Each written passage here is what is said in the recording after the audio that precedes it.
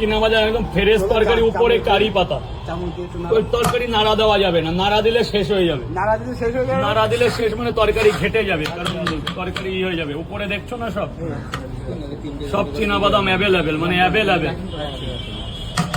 এই তরকারি দাদা খেতে গেলে কথা বলবে, পেটে গিয়ে কথা বলবে। তিনটে পট আর কি, দুই জায়গা তিনটে আর কিছু না। খাবি না বাড়ি নিয়ে যাবে? তো মাস্কটা খোল।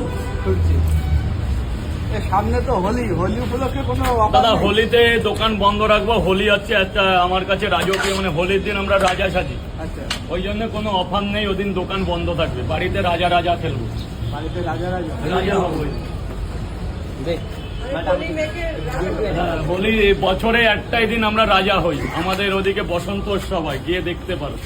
সবাই রং চং মেখে মানে রাজা হবো। আচ্ছা।